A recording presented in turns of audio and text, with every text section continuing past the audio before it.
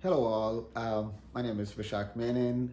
I am an artist, creative director from India, based in New York, and I've lived here since 2007. And before that, I'm originally from Kochi, grew up in Coimbatore, lived and worked in Chennai for a few years before moving to Baltimore for grad school at the Maryland Institute College of Art, and then here to New York. So we're here in my studio in Long Island City, and I spend most of my time making drawings and paintings and working as a independent creative director, digital designer with brands and independent clients. I am also a faculty at the New York City College of Technology with the Communication Design Department.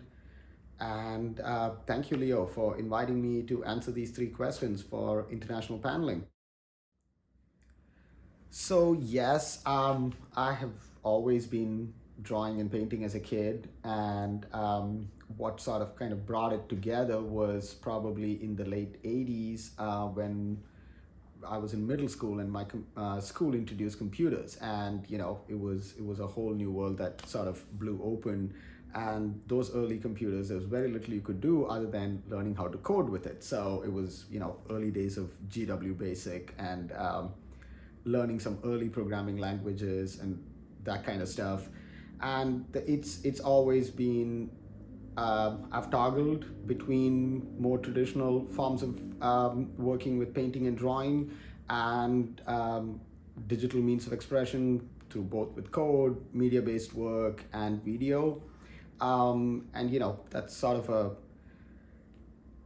I guess I don't want to pick sides between the two, but also my work constantly toggles between these different forms of expression. And that's something, I guess, that goes back to those very early days of, learning to code as a kid and then being going through the 90s with all of the technology and the innovation that was happening in that decade, and then coming out of undergrad in the early 2000s into like the dot-com boom time, and a lot of it kind of happening in the web design side of things, which also heavily influenced what I was making with the art, because the platforms were also kind of becoming the same, like in a sense. A lot of the early work that I made was all made in Flash, which was very much a commercial tool, but a lot of artists used it as a means of making digital work, and that was something that I did quite a lot in those early years,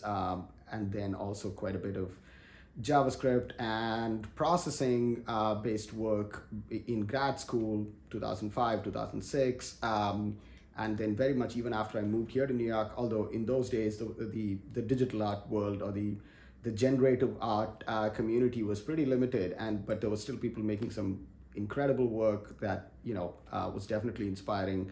But I guess the first few years of me being here in New York and making work was very much installations and video, and a lot of it was generatively made, and some of it in more traditional forms of making video, straight up with a camera type.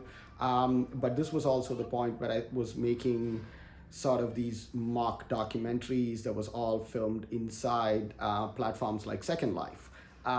So it coming out of that and kind of moving into a studio space around 2011 kind of gave me a little more flexibility in terms of being able to work outside of the digital and in the sort of physical, tactile space, and having the opportunity to kind of do that.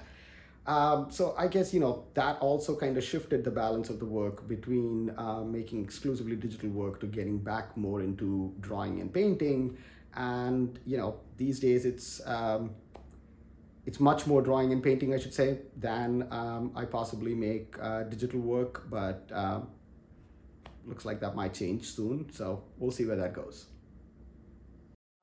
These days, I'm mostly making paintings and drawings. As you can see, this is some of the stuff that I'm working on right now, and here I have a few things that has been done in the last couple of years. This series of work, it's called Interference, and I've been making this since 2014. These works are all made on panels or on watercolor paper. They're very much within the traditional form of working in terms of layering of paint, and the only difference being the thousands of hand-drawn lines that get put into these that make up the final image. These works are very much influenced by geometric abstraction, color field paintings on the traditional side, and on the digital side, looking at the aesthetics of glitch, error, and noise when it comes to images, and how images are processed on a computer, how upload and download can kind of corrupt and change, manipulate images itself.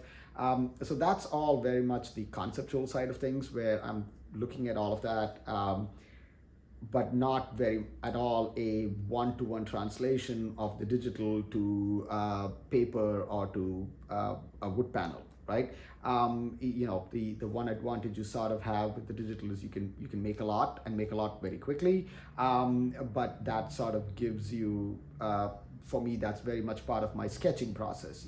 I'll sketch digitally, but then when it comes to actually making the work, it's very much intuitive. I have some ideas in terms of the overall color schemes or the overall composition that I'm sort of working with, but otherwise it's, come into the studio, draw a bunch of lines. That's basically the core of what I've been working with these paintings and drawings now for the last few years. And this has sort of been an interesting practice in the sense of multiple directions that I'm able to take the same visual vocabulary into, while also going further deeper into the conceptual side of it, looking at different forms of glitches, different types of errors and noise patterns. And all of that is kind of influencing the work and how I'm sort of approaching the abstraction itself. What am I looking forward to in the future?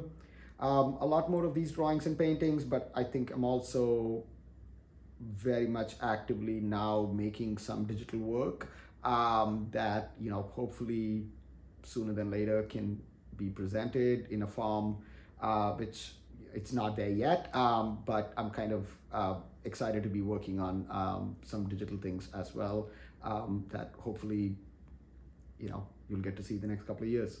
So that's it.